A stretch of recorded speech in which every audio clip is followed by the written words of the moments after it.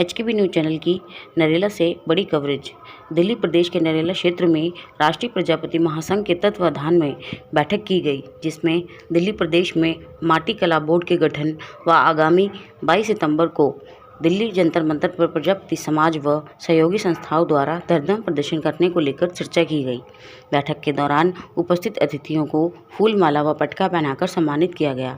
बैठक कार्यक्रम में राष्ट्रीय प्रजापति महासंघ के राष्ट्रीय अध्यक्ष श्री सुरेंद्र कुमार प्रजापति, राष्ट्रीय मुख्य संरक्षक श्री हंसराज भौरिया, राष्ट्रीय प्रवक्ता प्रमोद कुमार प्रजापति, राष्ट्रीय सचिव सुरेश कुमार प्रजापति, प्रदेश अध्यक्ष जय भगवान प्रजापति, मुख्य महासचिव राम अंजोर प्रजापति संगठन दिल्ली प्रदेश के अध्यक्ष चंद्र प्रकाश प्रजापति, श्री रामचंद्र प्रजापति, दयाचंद प्रजापति व काफ़ी गणमान्य लोग उपस्थित रहे। कार्यक्रम के आयोजक दिल्ली प्रदेश युवा अध्यक्ष श्रीमान राहुल प्रजापति, उत्तर पश्चिमी दिल्ली प्रदेश अध्यक्ष श्री अजित प्रजापति, श्री भगवान प्रजापति, श्री सोनू प्रजापति, रोहित प्रजापति, श्री सतवीर प्रजापति, शिवम प्रजापति, दीपक प्रजापति, रवि कुमार प्रजापति, श्री सीनू प्रजापति, श्री नागेंद्र प्रजापति व क्षेत्र के सभी लोगों ने मिलकर बैठक का आयोजन किया, जिसमें सभी ने मंच के माध्यम से अपने अपने विचार व्यक्त किए और आगामी 22 सितंबर 2023 को दिल्ली जंतर मंतर पर धरना प्रदर्शन करने का फैसला किया। धन्यवाद। जय हिंद, जय भारत। बने रहिए HKB न्यूज़ चैनल के साथ। आगे देखिए पत्रकार विनोद शर्मा के साथ विशेष कवरेज। आज हम आपको मिलाने जा रहे हैं राष्ट्रीय प्रजापति महासंघ के अध्यक्ष सुरेंद्र कुमार जी से। सुरेंद्र कुमार जी, जो आज आपका ये प्रोग्राम हुआ है, इसके बारे में क्या संदेश देना चाहते हैं? मैं सर्वप्रथम तो HKB न्यूज़ चैनल का धन्यवाद करूंगा और आभार व्यक्त भी करूंगा। और दूसरा, जो आज नरेला में राहुल प्रजापति युवा अध्यक्ष राष्ट्रीय प्रजापति महासंघ दिल्ली प्रदेश, उनके नेतृत्व में कार्यक्रम हुआ है।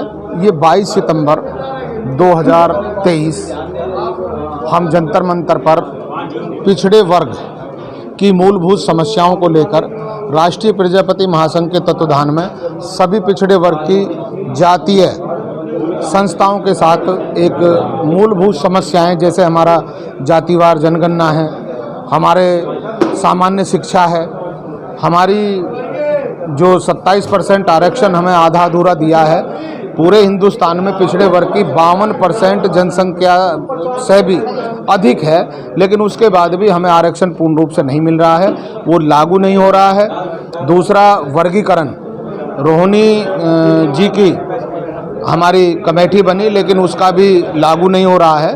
वर्गीकरण है, सामान्य शिक्षा है, सामान्य नौकरियां हैं। ये जो भेदभाव है आरक्षण के नाम पर, उन सभी समस्याओं को लेकर 22 सितंबर पर हम पूरे पिछड़े वर्ग की संस्थाओं के साथ धरना प्रदर्शन कर रहे हैं। और ये धरना प्रदर्शन कर हम जनसभा के माध्यम से बहुत शांतिपूर्ण माननीय माननीय राष्ट्रपति जी को और देश के प्रधानमंत्री जी को ज्ञापन देंगे। क्या क्या मांगे हैं आपकी? मांगे हमारी मूल रूप से वही हैं। जातिवार जनगणना है, सामान्य शिक्षा है, हमारा जो आरक्षण है 52% की जनसंख्या को 100% आरक्षण मिले, अनुसूचित जाति जैसी सुविधाएं मिले, हमें लेकर के ग्राम पंचायत सदस्य लेकर के और लोकसभा तक आरक्षण सुनिश्चित हो। दूसरा, जो आज रोजगार है, बच्चे पढ़ते हैं लेकिन उच्च शिक्षा तक जाते हैं, लेकिन कंपटीशन में इस प्रकार कर दिया है कि जब बच्चा उच्च शिक्षा में जाता है तो भेदभाव की दृष्टि से उसको नंबर दिए जाते हैं और कहीं ना कहीं उन्हें IAS PCS तक भी रोकने का कार्य किया जाता है। तो सामान्य नौकरी और सामान्य शिक्षा का हमारा मूल रूप से मांग है। जी, परिचय देते हुए बताइए, आज जो प्रोग्राम हो रहा है क्या संदेश देना चाहते हैं? देखिए, मैं युवा अध्यक्ष दिल्ली प्रदेश राहुल प्रजापति, राष्ट्रीय प्रजापति महासंघ से ये कार्यक्रम हमने किया है अति पिछड़ा वर्ग को लेके। जो हमारी अति पिछड़ा वर्ग की मांगे हैं, जातिगत जनगणना को लेके, शिक्षा को लेके और प्रजापति समाज के उत्थान को लेके, प्रजापति समाज के उद्धार को लेके, माटी कला बोर्ड को लेके, इन सभी मांगों को लेकर हम आने वाली 22 सितंबर को दिल्ली जंतर मंतर पर सरकार का घेराव करेंगे और सरकार को ज्ञापन सौंपेंगे।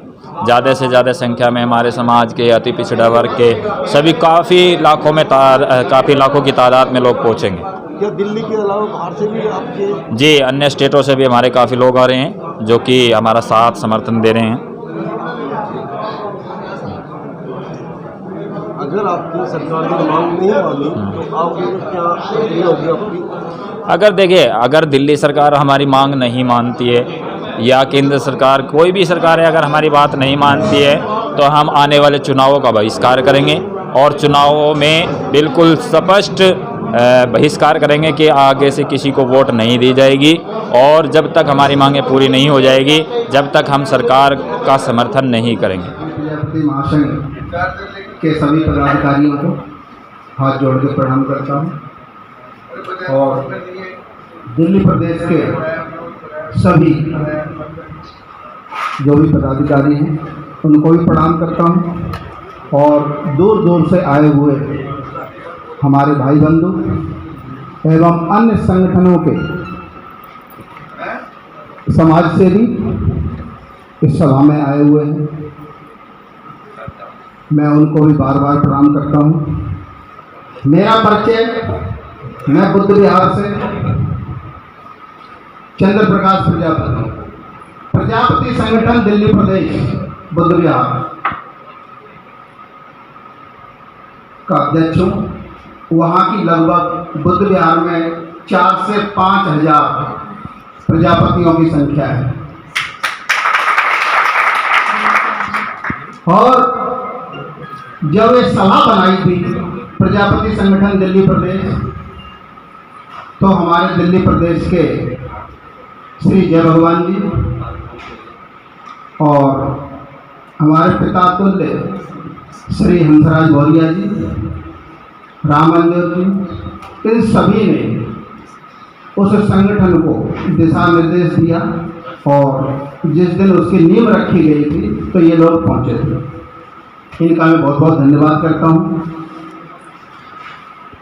संगठनों में धीरे धीरे हम काम करते थे। राष्ट्रीय प्रजापति महासंघ का नाम सुनते थे तो हमने सुना था कि राष्ट्रीय प्रजापति महासंघ बम बनाता है, लेकिन आज देख भी लिया है राहुल प्रजापति को एक बम और तैयार कर दिया है इस समाज के लिए। राष्ट्रीय प्रजापति महासंघ आज भारत में लगभग 22 प्रदेशों में कार्य कर रहा है और 22 प्रदेशों में कार्य जब कर रहा है कि मैं समझता हूं 50 साल से ऊपर की एज के व्यक्ति ही इसमें काम कर रहे हैं। जब 35 साल वाले जुड़ जाएंगे तो ये पूरे भारत में काम करेंगे। और अभी दक्ष प्रजापति महाराज की जयंती मनाई गई थी, उसमें इस कोयलों को भी इन्होंने तैयार किया है, एक उपाध्यक्ष का पद दिया है इन्होंने, मैं इनका धन्यवाद करता हूं बहुत बहुत। अभी हमारे अध्यक्ष महोदय जी, राष्ट्रीय अध्यक्ष महोदय जी ने, दिल्ली प्रदेश के अध्यक्ष महोदय जय भगवान जी ने, हमारे धनखड़ जी ने बहुत कुछ बता दिया है जो कि अब बताने के लिए कुछ रहा नहीं है, लेकिन हमारे पंडित जी बोल गए हैं कुछ और वो समाज के लिए बहुत अच्छा बोले। आज पाठक है, वो पाठक हैं तो बड़ी सीधी सी बात है, वो जाति से पंडित होंगे, लेकिन समाज के लिए इतना कुछ अच्छा बोलना बहुत अच्छी बात है। और हमारे पत्रकार महोदय जी भी, विनोद शर्मा जी हैं। अभी उस दिन बात हुई थी कि जंतर मंतर 22 सितंबर पे प्रोग्राम के लिए विनोद जी आपको पूरा प्रचार करना है मीडिया का, तो विनोद जी कहते हैं आरक्षण तो मेरे से ही वापस लिया जा रहा है। मैं कहा कोई बात नहीं। तो हमारे पंडित जी ने अभी एक बात कही थी कि महाराजा दक्ष प्रजापति का सर काट दिया गया, तो इसमें कोई बहुत बड़ी बात नहीं है। एक हाथ से लेख पढ़ा था मैंने छोटा सा, एक क्रिकेटर था और क्रिकेटर की मां को कुछ लोग धन्यवाद बधाई देने आए और वो कहते हैं कि बहन जी आपके बेटे ने आज कपिल देव का रिकॉर्ड तोड़ दिया। तो बहन जी इतनी सीधी थी, वो कहती है कोई बात नहीं बेटा, माफ करवा देना उसको, उसकी शुरू से आदत है तोड़ फोड़ करने की। तो हमारे भोले बाबा तो अपने पुत्र को नहीं पहचान पाए, गणेश जी को उनका सर कलम कर दिया था उन्होंने, जो वो प्रकाशदर्शी थे। तो ये तो सब कथाएं हैं, ये कथाएं हम सब लोगों को सीख लेने के लिए, जीवन जीने के लिए, प्रचार करने के लिए, धर्म का प्रचार करने के लिए कथाएं बनाई गई। इसमें कोई बुराई वाली बात नहीं है। हमारे दक्ष प्रजापति का जहाँ भी डंका बजता है वो बहुत जोर से रहता है। इन्हीं शब्दों के साथ पीछे से जरा पेन बहुत ये बहुत बढ़िया वाली आई है ना, ये सही नहीं है। नमस्कार। स्वाहा करते ना, स्वाहा, और स्वाहा अगर कहते हैं तो ये प्रजापति दक्ष की पुत्री थी। और अगर आप कोई बच्चों का ना मूल शांति कराते हो, 27 नक्षत्र है, वो दक्ष प्रजापति की पुत्री ही है। जो आप पहले मेरा छोरा मूलिया हो गया था और बनना है, तो दक्ष प्रजापति की कन्या थी। अगर आप कश्मीर में जाते हो, जम्मू का सारा क्षेत्र जितना था, हरिद्वार, गंगा का तट, ये सारा दक्ष प्रजापति का क्षेत्र है। आज हम जहाँ खड़े प्रजापति का क्षेत्र था। प्रजा का मतलब जो पूरे सृष्टि का नियंता था, एक था केवल उधर दक्ष। परंतु लास्ट में शंकर भगवान जब उसको कहा ना, अगर मुझे कोई पद दे देते हैं तो मुझे अहंकार हो जाता है कि मैं मेरे सर को संसार में सब कुछ हूँ। वैसे तो राहुल जी का मुझे बहुत धन्यवाद करना चाहिए, पर सामाजिक रूप से तो पूरे समाज का ही करना चाहिए, क्योंकि जहाँ समाज ने मुझे बुलाया है वहाँ समाज की वजह से मैं यहाँ आया हूँ, और इस समाज को मेरा कोटि कोटि नमन।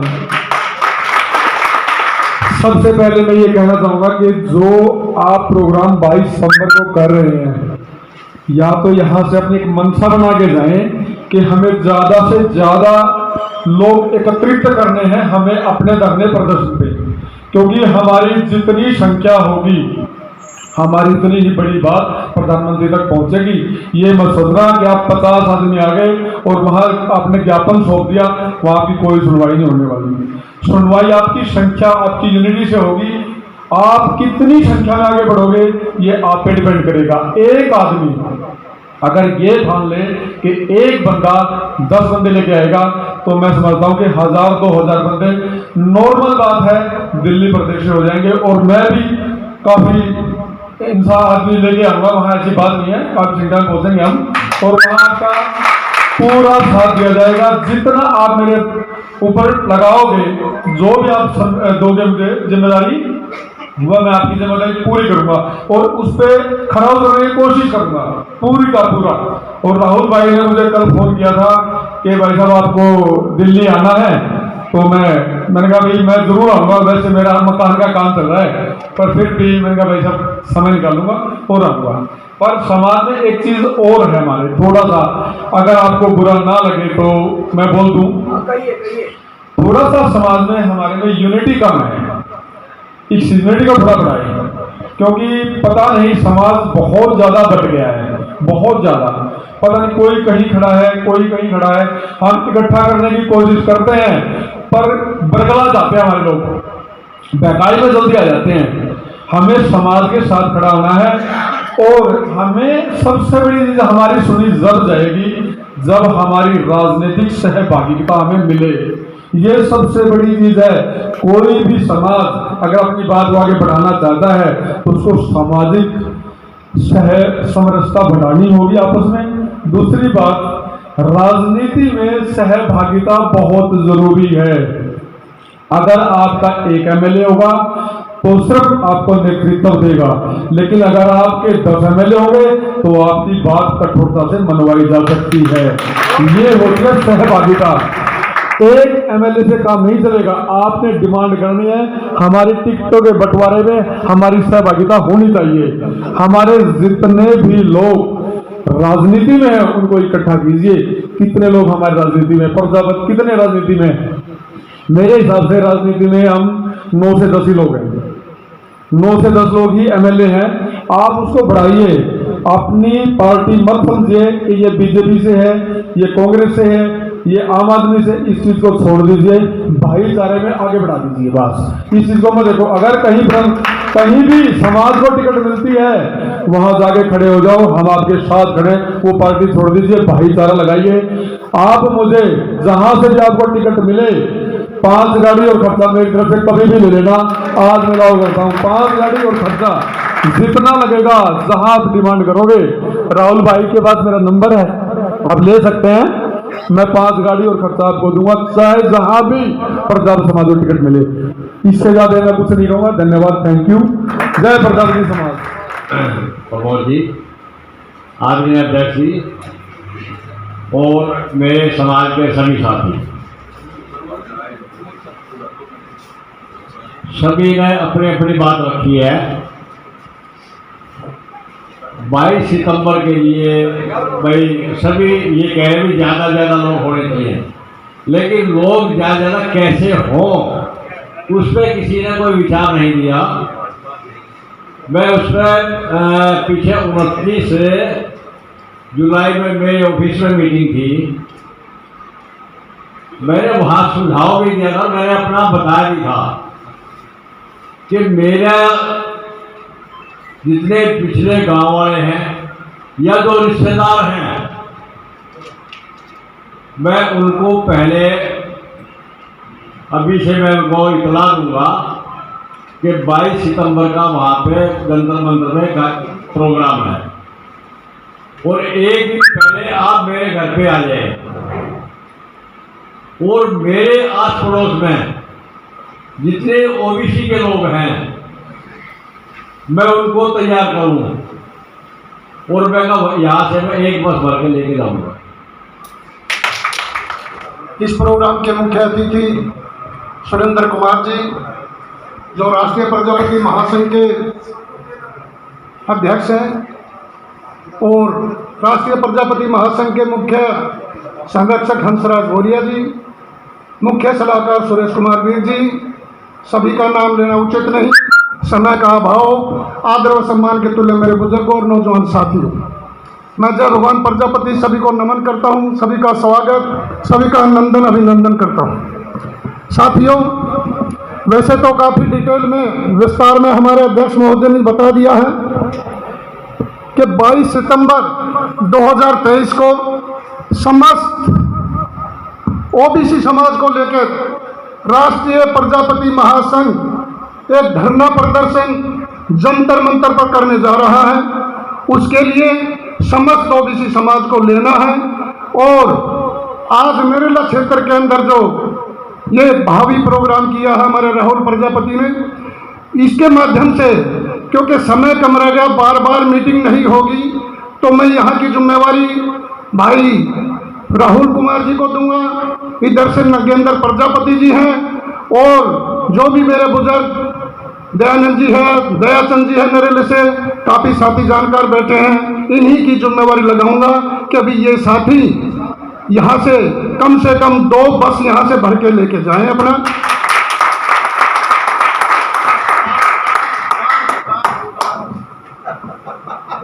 अभी आप ये खुद ही बोलेंगे, मैं आपको बुलाऊंगा।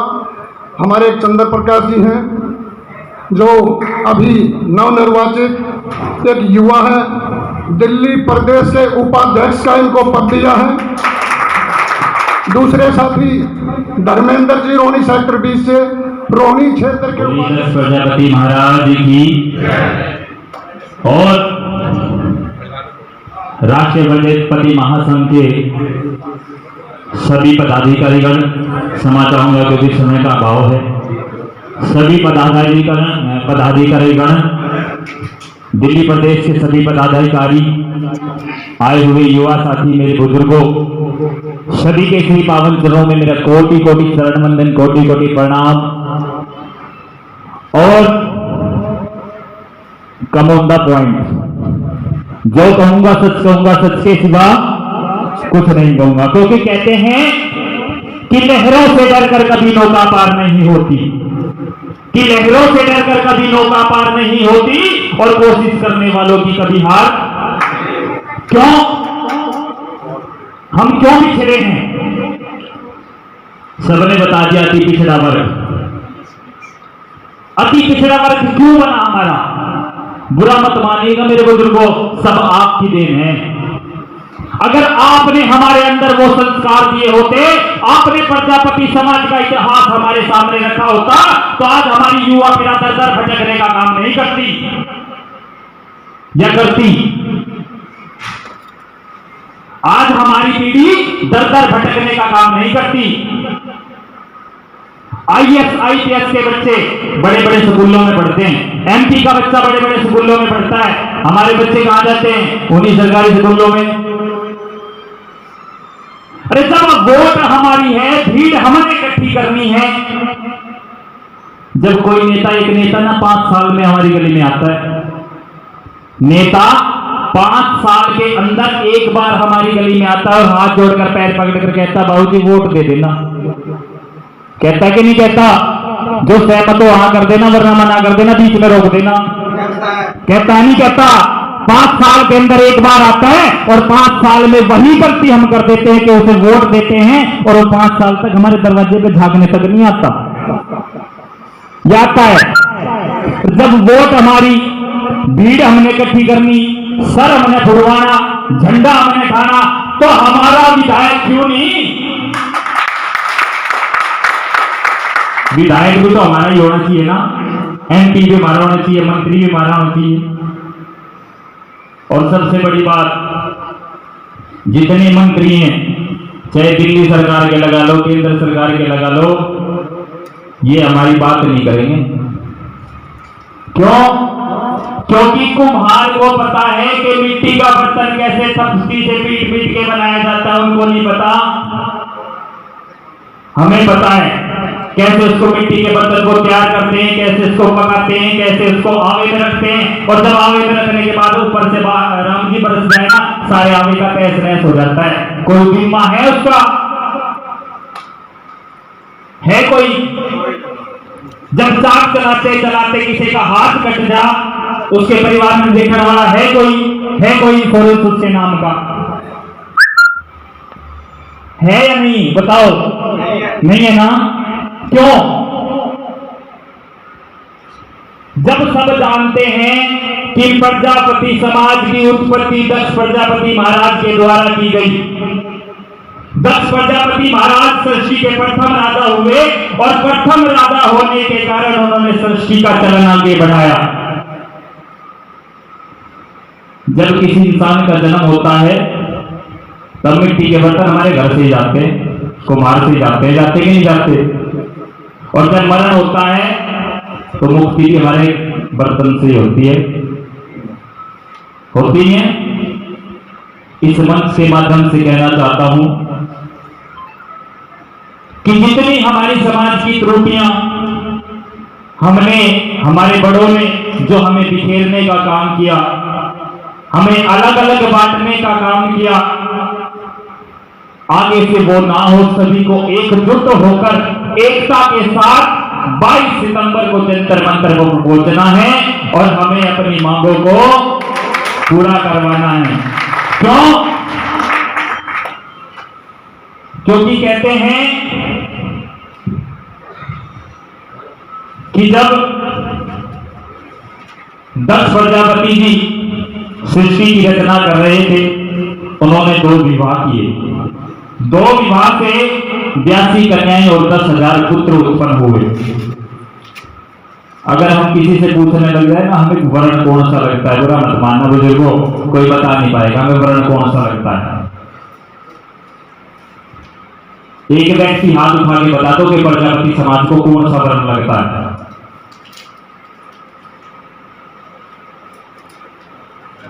प्रजापति समाज को सर्वश्रेष्ठ ब्राह्मण वर्ण का दर्जा दिया गया। ब्राह्मण वर्ण में आते हैं।